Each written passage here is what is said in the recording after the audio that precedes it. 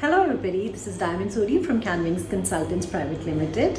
Welcome to my YouTube session. So this particular session has brought some very exciting news for you, and the news is that the state of Tasmania has opened its nominations for the migration year 2021-22. The state will begin to accept applications from the 4th of August, 12 p.m. that is Australian Standard Time, and the occupation lists, criteria, everything has been rolled out. And the good thing is, for all of those who've been wondering about whether it's open for offshore applicants or not, yes. Offshore applicants, those whose occupations are listed on the Tasmania skilled occupation list, can apply for nomination. So the places allocated to Tasmania by the Department of Home Affairs for this year 21-22 are as follows. For subclass 491, they will be giving out 2,200 nominations, and for subclass 190, Tasmania will be giving out 1,100 nominations. So as you can see, the quota for 491 nominations is double than that of 190 nomination.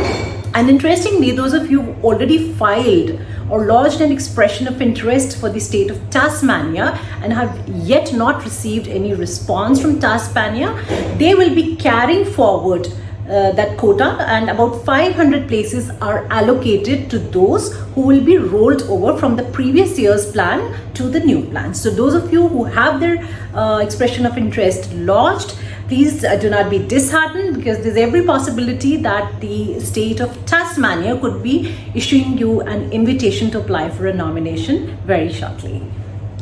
Now, I want to make it very clear here that contrary to a lot of rumors that people have spread about Tasmania, that it's an island that does not want to get migrants in, that is so not true. In fact, the state of Tasmania has made it very clear on the website that the state needs migrants for its growth, for its business, and skilled migrants are a very important factor as far as the development of the state is concerned, because Tasmania is continually facing the problem related to aging working population. So the people who are already there in Tasmania are getting older, so they need younger people with the right skill set to come and work in Tasmania. So for the year 21-22, they're going to be prioritizing the applications with those whose occupations are listed on the critical skills list. And once they are done with offering nominations to those whose occupations are listed on the critical skills list, they'll come down to nominating those whose occupations are not on the critical skills list. And if you'd like to just surf through their website, I'd like to tell you that offshore applicants fall in category 3, and there are two subparts to category 3 and category 3A. Category 3A relates to offshore applicants whose occupation is listed on Tasmania's skilled occupation list called the TSOL. So they have their own list. If your occupation is listed on that list, you're good to go. And category 3B relates to those offshore applicants, overseas applicants, who have a job offer. So please, I'd like to tell you here that a job offer is not mandatory at all. If you have a job offer, you fall under 3B. If you do not have a job offer, but your occupation is listed on their skill list and you have a positive skills assessment, then you can apply under category 3A.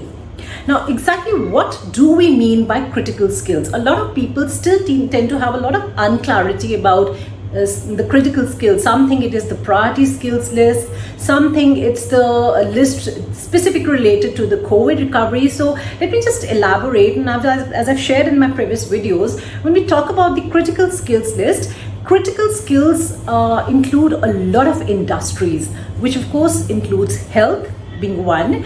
It includes occupations related to the industry of infrastructure, engineering, transportation, irrigation, planning, maintenance, agriculture, livestock, supply of essential goods, and so on. So you can see that, under these industries, you have a horde of occupations that can be accommodated under the critical skills. So let's say you are a production manager working in a manufacturing unit. Would you be classified as somebody belonging to a critical skills list? The answer to that would be a yes. So now, interesting thing I would like to share about Tasmania is that they've also indicated very clearly that apart from those whose occupations are listed on the Tasmanian Skilled Occupation List, the TSOL, they encourage even those people to apply for an expression of interest whose occupations are off list. So what they mean by off list is that your occupation is not on the TSOL.